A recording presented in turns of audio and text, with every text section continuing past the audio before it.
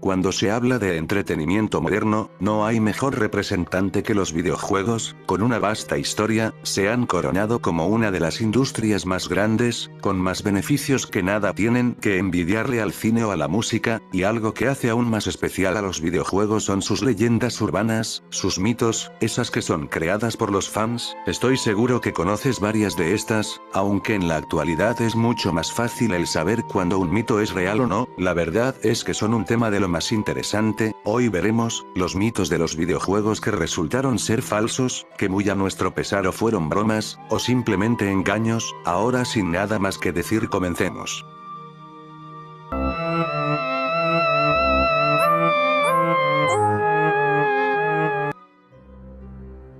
Empezamos, con uno de los juegos más legendarios y su mito más conocido, el GTA. San Andreas fue un antes y un después para la saga, considerado como el mejor GTA. Está lleno de secretos, teorías y detalles que no por nada existen canales enteros dedicados a hablar únicamente sobre este gran juego, pero lo que nos atañe ahora es su mito más conocido, el mito del pie grande. Verán, hace años cuando la internet no era tan grande como lo es ahora, se empezó a rumorear que dentro de los bosques del juego se ocultaba algo. Pronto empezaron a salir varios vídeos en YouTube donde se encontraba aquello que se ocultaba en los bosques. Se trataba de pie grande. Sobre dónde y cómo encontrarlo existían varios vídeos, y obviamente podíamos ver a pie grande en aquellos vídeos. Como estamos hablando de ya varios años atrás, el saber si un vídeo estaba o no editado era más difícil, por lo que muchos creyeron que en efecto pie grande estaba en el juego. Varios jugadores pasaron horas en los bosques de San Andreas buscando y buscando a pie grande. Al final solo se trataba de un mod, por lo que pie grande no existe, en San Andreas al menos. Tras el éxito de este engaño salieron varios otros, como Aliens, Asesinos en Serie, Jason de Viernes 13, pero el único que prevaleció en la historia fue pie grande. Tanto es así, que Rockstar incluyó varias referencias a pie grande y a este mito en varios de sus juegos, incluso en Red Dead Redemption, juego que ni siquiera es de la saga GTA.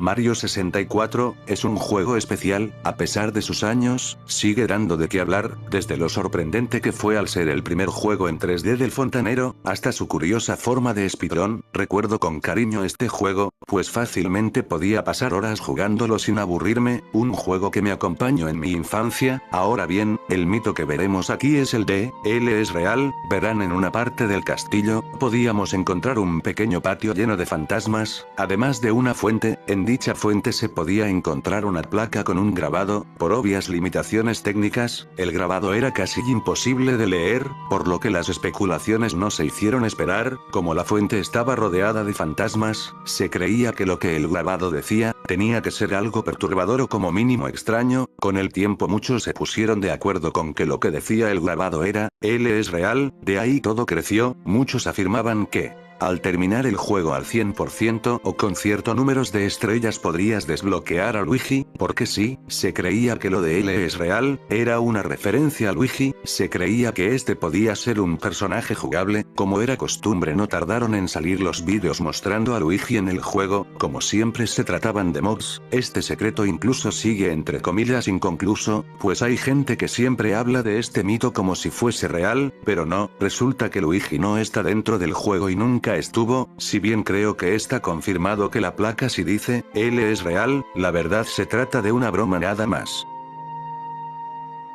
¿Quién no recuerda la primera generación de Pokémon? Bueno, la verdad yo nunca la jugué, pero dicen que era genial. La cosa es que este juego tuvo uno de los mitos más interesantes. Verán, como todos sabemos, el último Pokémon por atrapar tras terminar el juego era Mewtwo, un Pokémon que desde el principio se nos dijo que era un clon, el clon de Mew. Al saber esto muchos comenzaron el rumor de que, si estaba el clon, el original debía de estar en alguna parte, por lo que el mito de Mew nació. El más conocido era de que se encontraba bajo un camión que podías encontrar en Ciudad Carmín. Se supone estaba lejos y muy apartado del resto de la ciudad, y que si usabas el movimiento fuerza el camión se movería y saltaría un encuentro contra el Pokémon mítico Mew. La parte del camión es real, es decir, si el camión está ahí, pero no se puede mover, por lo que este mito era falso. Pero como surgió antes del auge del internet, pues no había mucha forma de saber si era verdad o no. Graciosamente al final muchos pudieron atrapar a Mew, pero fue gracias a eventos especiales y no al mito.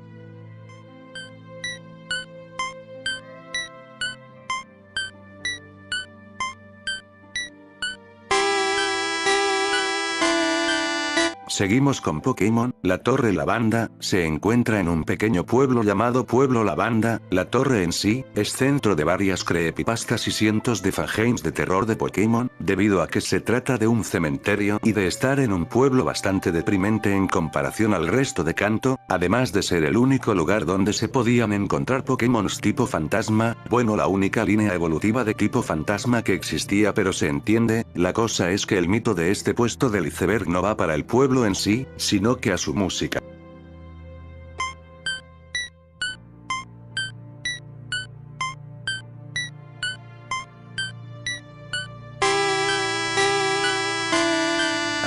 Esa cosa aún me da pesadillas. La cosa es que se decía que si escuchabas la canción del pueblo Lavanda, podrías caer en depresión y al final terminar suicidándote, aunque esto pasaba únicamente con la versión original de la canción, cosa que solo podía pasar si tenías un cartucho japonés.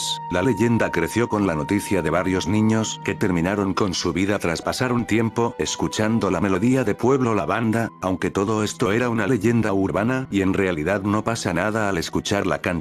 La verdad a mí sí me da mal rollo esta pinche música, pero bueno.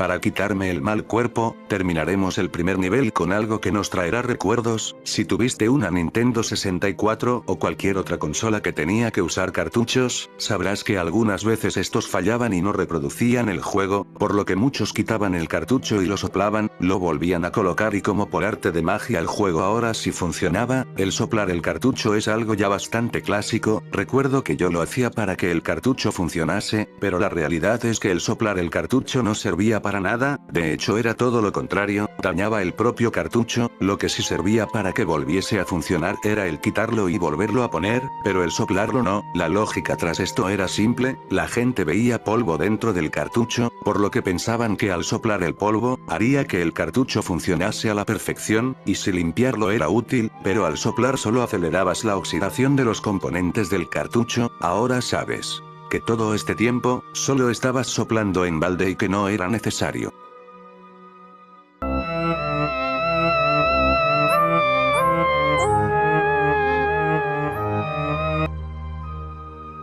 Final Fantasy VII, fue un juego que marcó toda una generación, se convirtió en el mejor juego de la saga o al menos así lo afirman los fans. Yo nunca lo probé en mi infancia y hoy en día no tengo mucho interés por la saga de la fantasía final que nunca finaliza. Sin embargo, este juego fue un antes y un después, tanto así que uno de los mitos más conocidos de aquel juego sigue dando de qué hablar incluso al día de hoy. Verán, en el juego tenemos a esta compañera llamada Aerith, una personaje que se deja querer durante todo el juego, formando parte del equipo del jugador en casi todos los casos. Aerith se convirtió en uno de los personajes más queridos y más recordados de la saga, pero en cierto momento del juego pasa esto.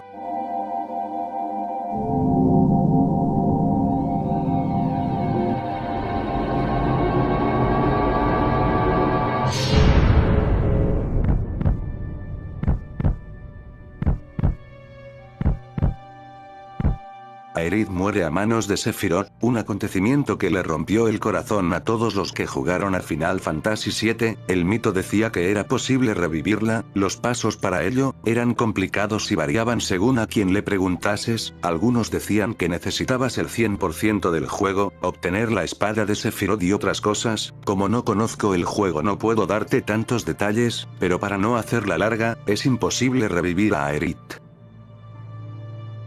Esto hace referencia a que muchos durante los primeros juegos de Halo, pensaban que se podía ver el rostro del jefe maestro, aún más en una escena donde el jefe maestro se quita el casco. Muchos pensaron que en esa cinemática se podría ver el rostro del jefe, por lo que se extendió el rumor o el mito de que si hacías ciertas cosas en el juego, la cinemática cambiaba, mostrando su rostro, pero incluso aunque con mods muevas la cámara podrás darte cuenta de que no, literalmente no se programó ningún modelo de su rostro, literalmente sigue con el casco puesto. Esto obviamente está hecho así porque no pensaron que tendrían que mostrar su rostro. seguimos con las ganas de ver a nuestros personajes favoritos, verán en aquellos lejanos años, esto, era lo más antojable que existía, tanto era así que muchos soñaban con ver esos polígonos al descubierto y como la internet aún no era el pozo sin fondo de no porque es ahora, pues no había muchas cosas que utilizar, por lo que Lara era la mejor opción. Ahora bien, se decía que simplemente al finalizar el juego la verías en la ducha, y sí, pero no desnuda que era lo importante. Luego nació el rumor de que si introducías una secuencia de botones mágicamente la ropa se esfumaba y podrías verle los polígonos, cosa que era mentira, aunque creo que para el segundo juego si introduces la secuencia de botones Lara explota en 1000 pedazos, pero no está desnuda así que no sirve, al final es imposible verla sin ropa, a menos que busques en el YouTube naranja pero eso no cuenta así que... Este lo comenté creo, en aquel video de mitos y leyendas urbanas de los videojuegos. La cosa es que en el Street Fighter 2, Ryu tenía una frase que decía algo como, tienes que vencer a Shenlong para tener una oportunidad contra mí, cosa que no era así, estaba mal traducido, por lo que muchos pensaron que había un personaje secreto llamado Shenlong. No ayudó que la revista Electronic Gaming Monthly esparciera el rumor, aunque claro para ellos era una simple broma, cosa que hicieron varias veces. La cosa es que el mito decía que si te pasabas el juego sin recibir ningún golpe hasta vencer a Bison, aparecería el mítico personaje, cosa que no ocurría ni de chiste, aunque a Capcom le gustó mucho este mito y decidieron meter un personaje que sería el canónico Shenlong, aunque se llamaría Gouken. Este también creo que lo mencioné en aquel iceberg. Los Warthog son estos vehículos estándar que aparecen en la saga de Halo, pero había uno especial, el Warthog dorado, o se decía que era especial. La realidad es que el mito nació en Halo 2, existía un bug que hacía que unos de los Warthog tuviese una tonalidad dorada, diferente al resto, pero era un Warthog normal únicamente que sus colores se habían bugueado. Lo chistoso es que YouTube se llenó de vídeos hablando de este vehículo especial, algunos decían que era más rápido, más resistente y cosas por el estilo, pero no, al mismo tiempo mucha gente decía que el Warthog dorado no existía porque como dije se trataba de un bug. Al final en Halo 3, esta vez sí se puede encontrar un Warthog dorado.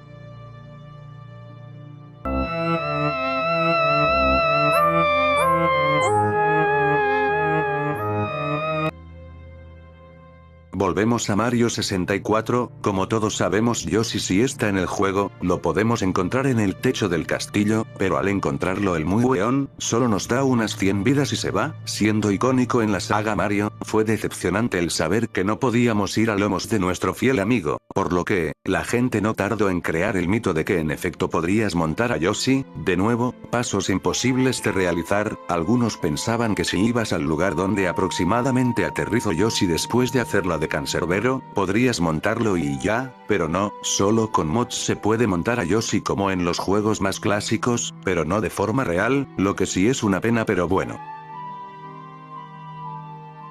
Este es relativamente reciente, pues es un mito que nació en el auge del primer juego del oso mamapalo, o sea FNAF. Gracias a la gran popularidad de estos juegos, no tardaron en salir teorías y mitos relacionados con el lore del juego, también de personajes que supuestamente aparecen a ciertas horas y cosas así. El más conocido era Sparky el perro, se decía que era un personaje que iba a estar en el primer FNAF, pero que por limitaciones de tiempo se decidió quitar. Se creía que este sí existía debido a una imagen que lo mostraba en el juego a través de una de las cámaras de seguridad. Pronto se intentó por todos los medios encontrar a Sparky dentro del juego, intentos en vano obviamente, pero eso no detuvo a la comunidad. Poco a poco, empezó a circular más y más información sobre Sparky, pero al mismo tiempo, no habían más imágenes y el origen de este era incierto. Con esto me refiero a que nadie sabía quién había editado la imagen, nadie sabía quién o por qué fue creado Sparky.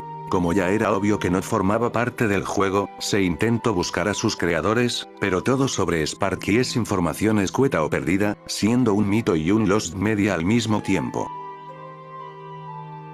Shadow of the Colossus, es un juegazo, o al menos a mí me gusta bastante. Aún así este mito, medio que tenía algo de verdad, o al menos parece que nació por una simple confusión. Verás, un secreto real del juego, es un jardín secreto, jardín que se encuentra en la cima del templo donde empieza el juego. Dicho templo es difícil de escalar pues necesitas una resistencia enorme, cosa que requiere que te pases el juego varias veces. Al llegar básicamente te dan 2 logros y listo, no hay mucho más. unas cuantas frutas y listo, no es la gran cosa pero es un secreto. Ahora también la gente se pudo hacer con algunas imágenes de colosos que no quedaron en el juego final, ya sea por limitaciones técnicas, de tiempo o porque eran muy parecidos a otros. La cuestión es que debido a la desinformación muchos pensaron que en el juego aún habían colosos por descubrir. El mito decía que al pasarte varias veces el juego, subías al jardín secreto, encontrarías al 16º coloso. Unos dicen que en realidad había un 18º coloso, pero nada de eso es real, al final solo hay 16 colosos.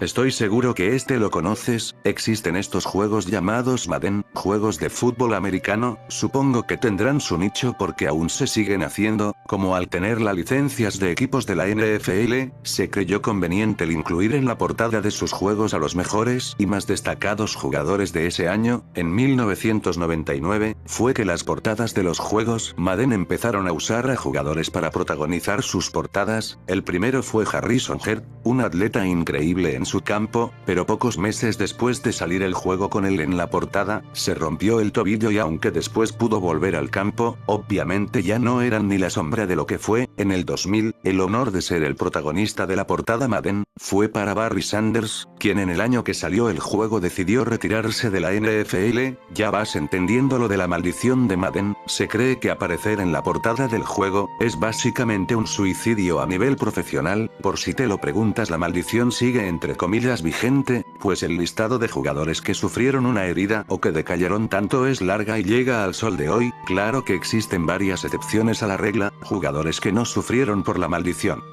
Decidí poner este puesto pues si bien no es algo dentro del juego, sí es algo relacionado con los videojuegos y que afecta a la realidad también.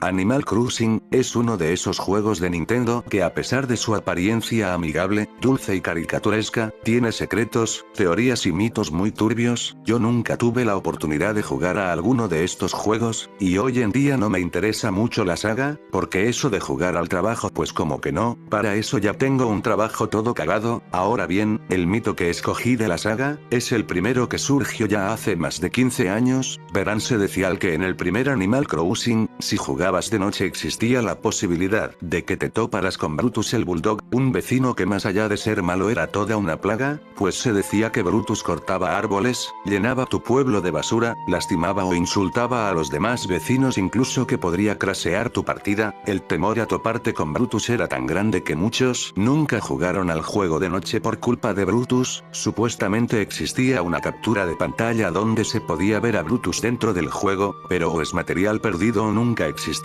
pero siempre se le describió como un bulldog morado con ojos rojos, que era malvado y todo lo que ya te conté. Al final dicho personaje nunca existió y a diferencia de otros mitos no hay mods sobre este personaje.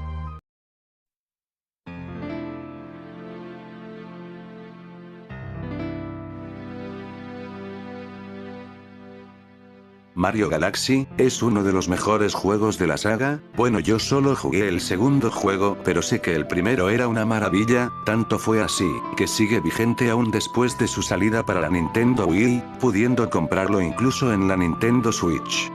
Pero durante un tiempo se corrió el rumor o el mito de que Mario Galaxy saldría para la DS, incluso se realizó un tráiler que convenció a muchos de que tarde o temprano podrían jugar al Galaxy en su consola portátil. Al final Nintendo no tenía ningún interés en realizar un port para la DS, lo que provocó a su vez de que unos fans decidieran crear ellos mismos el port para poder jugar al Mario Galaxy en la Nintendo DS, por lo que solo era un mito que ahora gracias a los fans se volverá real. Polybius es uno de los mitos más legendarios que existen. Verán, en los años 1981 en las salas de arcade apareció una maquinita de lo más extraña, nadie sabía nada de ese juego, simplemente apareció. El juego era de puzzles, se supone que controlábamos una pequeña nave alrededor de varios escenarios de lo más psicodélicos. Según dicen, los escenarios eran tan vistosos, tan llamativos y de lo mejor gráficamente hablando, que muchos hacían cola para tener un turno para jugar al Polybius. Lo extraño empieza cuando la gente que jugaba a Polybius presentaba algunos síntomas. Se decía que si jugabas a Polybius tendrías pesadillas recurrentes, mareos, estrés, alucinaciones, tics nerviosos, ataques epilépticos, incluso la locura. Algunos afirman que la gente podría terminar con sus vidas. Algunos que pudieron probar el juego, afirmaban que en la pantalla habían mensajes subliminales, mensajes como, mátate, confórmate, sin pensamiento, sin imaginación. Para añadir más a la conspiración, personas vestidas de negro que parecían trabajar para el gobierno, recopilaban las reacciones de los jugadores a Polybius, incluso se llevaban las maquinitas en camionetas negras. Al final todo esto no es más que un mito o una leyenda urbana, pero se hizo bastante conocida gracias a la internet. El Fallout 3, existe esta estación de radio, llamada Galaxy News Radio. Esta radio tiene como locutor a Tridog. Como te imaginarás, la radio básicamente hace seguimiento de las decisiones y cambios que provocas en el mundo del juego. De hecho, creo que hay una misión donde ayudas a esta radio a expandir su frecuencia para que más gente la escuche. El mito empieza así, según dicen, tienes que primero matar a Tridog. Creo que la forma de hacerlo es irrelevante. Además se dice que tienes que omitir la misión donde aumentas su frecuencia de radio, lo que provoca que tienes que estar en lugares específicos del mapa para oír la radio. Tras hacer todo esto, tendrás que sintonizar la radio de vez en cuando, de preferencia en la noche. Si lo hiciste todo bien, lograrás escuchar a Tridog. Si así es, el personaje que mataste, como sería lógico, su voz se escucha deprimida. Además de estar fuera de personaje, resulta que lo único que dirá Tridog serán una serie de números al azar que van desde el 0 al 9, además de un código Morse. Lo interesante viene al descifrar el código, pues sabremos que son frases crípticas no relacionadas con el mundo de Fallout, sino que relacionadas con nuestro mundo. La frase más famosa es: la reina murió, el mundo llora, este día todos somos británicos. Creo que es obvio el saber a qué se refiere. Otra de las frases dice: no puedo creer que lo hicieran, el ruido, ya no puedo soportar el ruido, tengo una pistola en el ático. Está de más decir que por más que se intenta, muchos de los jugadores afirman que no escuchan nada. Por más que siguen los pasos al pie de la letra, no pueden escuchar nada. Muchos a su vez piensan que estos mensajes son algún tipo de profecías, pero todo es tan solo un mito. La historia de Mario 128 es interesante, pues es una combinación de mito y realidad. Verán, en el Space World del año 2000, pudimos ver lo que sería considerada una demo técnica. La misma nos mostraba a 128 Marios en un escenario circular. La idea era mostrar la potencia de la en ese entonces nueva consola de Nintendo, la GameCube. El mito empezó cuando Miyamoto dijo que Mario 128 sería la secuela para Mario 64, aunque la realidad fue que el siguiente juego del fontanero era Mario Sunshine, pero Miyamoto insistió que ese no era Mario 128 y que el proyecto seguía en producción. Luego apareció Mario Galaxy y la Nintendo Wii. Según Miyamoto, el proyecto de Mario 128 saldría para esta consola. Lo que salió fue Mario Galaxy. Esto último fue en 2005. Todos estaban ya desesperados, pues muchos tenían las ganas de poder probar aquel juego llamado Mario 128, pues obviamente siempre que se hablaba de él se decía que era muy innovador y muy adelantado a su época. No fue hasta el 2007 que Miyamoto confirmó hoy sí, que Mario 128 era solo la demo técnica de la GameCube, que los elementos vistos en aquella demo fueron usados para la saga Pikmin y para Mario Galaxy. Por más de 7 años, existió el rumor de Mario 128 hasta ser desmentido. Bueno, esta sí que es graciosa. Más o menos este mito nació en el año 2000, yo la escuché una vez de la boca de una de mis maestras del colegio. Recuerdo que ella estaba súper convencida de que esto era real. Verán, Saddam Hussein, un dictador iraquí, fue acusado, si así se le puede decir, tener en su poder 4000 poderosísimas PlayStation 2. Sí, el mito decía que Saddam usaba estas consolas en conjunto para crear una supercomputadora. Algunos decían que para poder dirigir misiles nucleares y un montón de chorradas más. No creo que tenga que explicar lo obvio, pero la Play 2, por más chipeada que esté. Pedí una Play 2 chipeada, no tu opinión. no es tan potente como para crear una supercomputadora, ni aunque juntes 4000 de estas, supongo que con la salida de la consola y el auge de internet, esta noticia se hizo viral y muchos la creyeron, porque todos sabemos que la Play 2 es así de potente.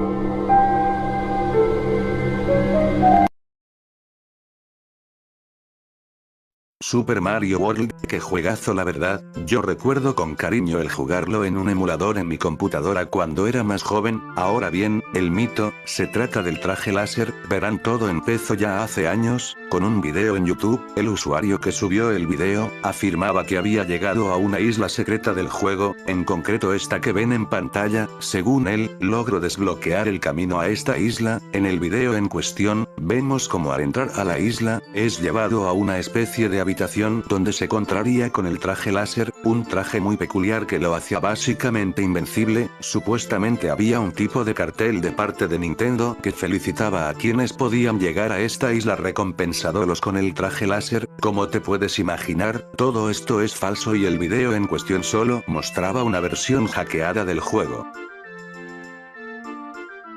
Creo que nadie necesita una introducción de Zelda Ocarina of Time, uno de los juegos más queridos, parte de una de las sagas más emblemáticas de Nintendo. Cuando fue anunciado, fue todo un fenómeno, pues era el salto de nuestro querido héroe a las 3 dimensiones. El juego, a pesar de tener varios recortes, fue un juegazo y como tal, no es raro que este tenga tantas teorías y mitos. Verán, uno de los más conocidos es aquel que decía que se podía usar la Trifuerza, es decir que la Trifuerza era un ítem, un objeto utilizable dentro del Ocarina of Time. Este mito nació por dos razones. Una, en los primeros trailers del juego, se podía ver cómo Link sostenía la Trifuerza y segundo, en un antiguo foro de internet dedicado a los juegos de Zelda, una usuaria posteó varias imágenes de su pantalla donde se veía cómo podía usar la Trifuerza, como si fuese cualquier otro ítem. Esta usuaria posteaba foto tras foto y también pasos extraños para conseguir la Trifuerza, si bien engañó a varios.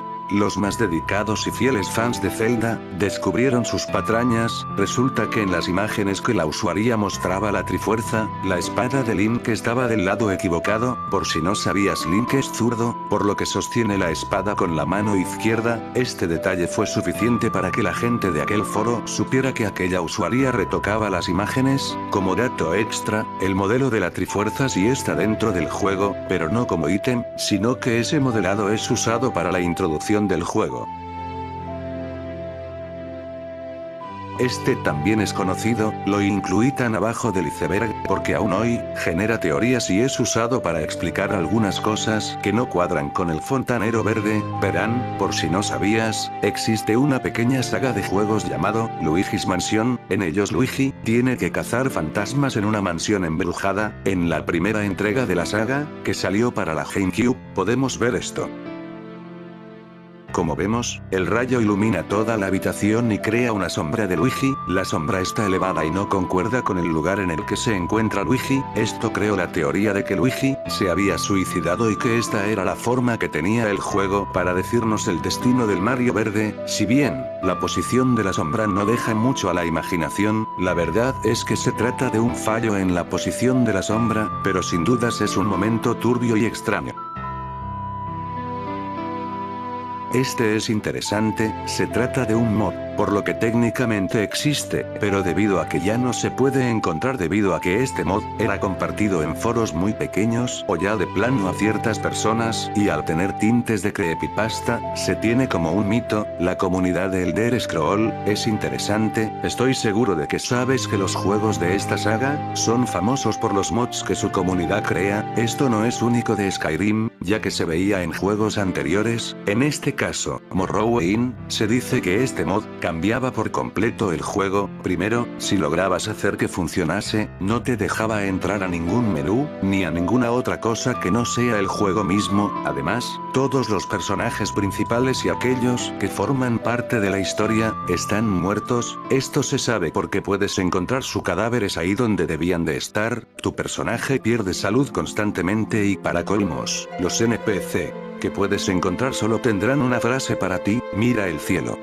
Tranquilo, no hay screamer, de hecho no sé nada extraño en el cielo del juego. En general, el mod convertía tu partida en el típico juego de creepypasta. No ayuda el hecho de que mucha de la información que se tiene solo son comentarios en aquellos foros, pues muchos preferían no usar este mod. Beatus quondum nunc diminuit, nos. Petscop es de esos juegos que, pues sí, existen, pero que tienen una historia detrás. Es esa historia lo que cuenta como mito. Verán, se supone que Petscop fue un juego para la Play 1, un juego adelantado a su época. Se trataba de un juego experimental. En Petscop tomas el rol de esta cosa que tiene que atrapar a varios animalitos, los cuales intuimos son mascotas perdidas, y es nuestro deber ponerlas a salvo. Para ello, tenemos que sortear un sinfín de puzzles. Rápidamente nos damos cuenta de que hay algo mal con este juego. Primero, los animales que rescatamos se ven completamente aterrados al vernos. Segundo, conforme el juego avanza se torna más extraño, con retazos de una historia de fondo. Este juego fue conocido gracias a un sujeto llamado Paul, el cual creó un canal de YouTube. En él, empezó a subir gameplays de dicho juego. Aquel sujeto nos menciona que el juego lo encontró de casualidad, junto a una nota: como te imaginarás, el juego está hecho para ser extraño y turbio, y muy probablemente simplemente hecho para estar en boca de todos, y sus supuestos mensajes ocultos no son más que interpretaciones que la gente le dio. The Devil Farming Game es una de las historias de Lost Media más interesantes. La razón por la que lo pongo aquí es que, a pesar de que se considere Lost Media, todo apunta que no es más que un engaño, o como mínimo que aquel juego ni siquiera existe, por lo que podría considerarse un mito. Verán, en 2016 en un post de Reddit, un usuario pedía ayuda para encontrar un juego que él recordaba vagamente pero que no sabía su nombre o quién lo desarrolló. Lo único que él podía recordar y que servía para encontrar el juego era que se parecía a Harvest Moon, es decir, un juego de granja y huertos. En aquel post, el usuario agregó que el argumento del juego era oscuro. Se supone que en aquel juego, nuestro personaje mataba a su esposa y ocultaba el cuerpo, por lo que gran parte del juego, teníamos que evitar que la gente encontrase el cadáver. La gente pensó que esto era una creepypasta o un troleo, por lo que no le dieron importancia. Destellos de aquel post volvían, gente diferente, de otros países y con diferentes niveles de karma, por lo que para el 2020, se creó un subreddit dedicados a buscar aquel juego de granja malvado. Creo que se creó un juego corto basado en las declaraciones de la gente de cómo tenía que ser el juego. Miss Fortune es uno de esos juegos aterradores que no existen, pero que aún así la gente sigue buscando y recreando. Se supone que este juego salió para la Game Boy original. Se supone que el juego es de puzzles, tan complicados como se podría en la Game Boy. Al fallar alguna de estas pruebas, la pantalla se pone en negro y esto aparece. Algunos creen que esta es la inspiración para la icónica frase de Sonic.exe. Ahora bien, como te imaginarás, de este juego no se puede encontrar ninguna ROM. Esto, según dicen, es porque el juego no salió en su propio cartucho. Según el mito, Miss Fortune se encuentra dentro de varios juegos de la Game Boy, como los juegos de Zelda y Pokémon. Se cree que en algunos glitches o errores dentro de los juegos normales son puertas de acceso para jugar a Miss Fortune. Es como si hubieran decidido ocultar a Miss Fortune dentro de otros juegos más comerciales y famosos. Sí, tenía que estar aquí. Sé que es ya muy común, incluso es memeable, pero, como siempre vuelve una y otra vez cada tanto, es bueno ponerlo aquí. Todos hemos escuchado el típico: los videojuegos te hacen violentos. Normalmente lo escuchamos de gente ya muy mayor, quizás gente que solo repite lo que dicen en los medios de noticias, que parecen ser los únicos que van y repiten cada tanto que los videojuegos te hacen violento. Ahora bien, ya si nos ponemos serios, en parte se puede entender el por qué la gente suele pensar esto. Si muchos de los videojuegos son violentos, sí, y aunque los juegos violentos no están pensados para ser jugados por niños muy pequeños, sería muy inocente el pensar que algún niño no vaya a jugar algún juego más 18, pero aún así, esto no quiere decir que el niño se vaya a convertir en un asesino en serie. Este puesto del iceberg creo es el único que no puede ser considerado como un mito, ya que está comprobado científicamente que no, los videojuegos no te hacen violento, pero creí que sería interesante colocarlo en el iceberg.